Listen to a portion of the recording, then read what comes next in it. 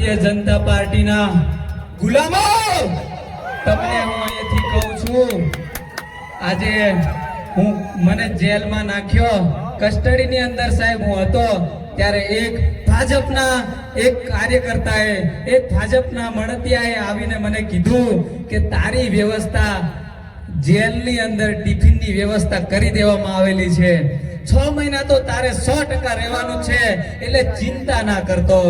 આવી મને ભાજપ વાળાએ આવીને કીધું ત્યારે મેં એમને કીધું કે ભાઈ મને જેલના રોટલા ખાવા માટે મોકલવામાં આવે છે તો હું જેલના રોટલા ખાઈશ, તમારા નહીં.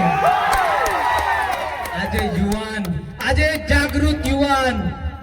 જાગૃત યુવાન હોસ્પિટલની વાત કરે છે, પાણીની વાત કરે છે, તો શું તમારે કોઈ પણ વ્યક્તિને જેલમાં નાખી દેવાનો?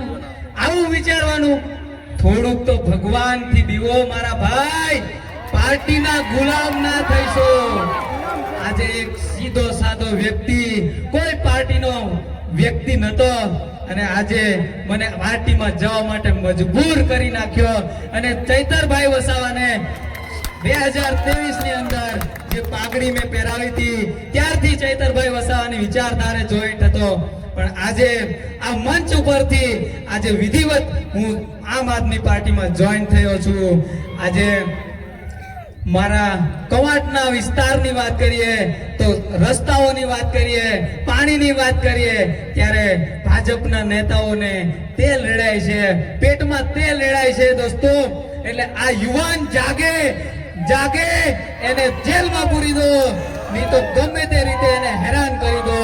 આપણા આંબા ડુંગરના જે સરપંચ છે એમને પણ એમની નોકરી છોડવા માટે મજબૂર કરી દીધા. એટલે આજે રાઠવા આદિવાસી બોલતો ના થાય એના તમામ પ્રયત્નો આ લોકો કરી રહ્યા છે દોસ્તો. પણ કઈ વાંધો નહીં, આજે આમ આદમી પાર્ટીના વિચારધારા સાથે જોડાયેલા છે. ચૈતરભાઈ વસાવા ડેડિયાપાડાની અંદર ચૈતરભાઈ વસાવા વાળી કરી, ગોપાલભાઈ ઇટાલિયાએ વિસાવદર વાળી કરી, આપણે કવાંટ વાળી કરવાની છે કે નહીં? એટલે આ મંચસ્થ મહાનુભાવો આવેલા છે, એમની સાથે કામ કરીને કવાંટનું પરિવર્તન લાવવાનું છે દોસ્તો.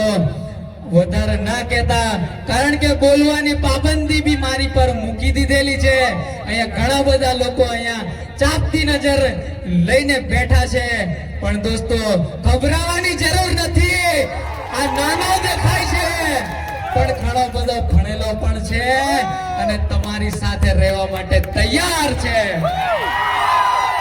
તો દોસ્તો, આજની આ સભાની અંદર મારું સ્વાગત કર્યું, મને આમ આદમી આ પાર્ટીની અંદર સ્વાગત કર્યું તે બદલ ચૈતરભાઈ વસાવાનો આ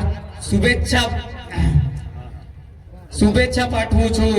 અને હું દિલથી આભારી છું કે જેઓ આમ આદમી પાર્ટીની અંદર મને લીધો અને આવતા સમયની અંદર આમ આદમી પાર્ટીની વિચારધારા સાથે કામ કરીશ. અને બસ, જય હિન્દ, જય ભારત, જય આદિવાસી. ખૂબ ખૂબ ધન્યવાદ.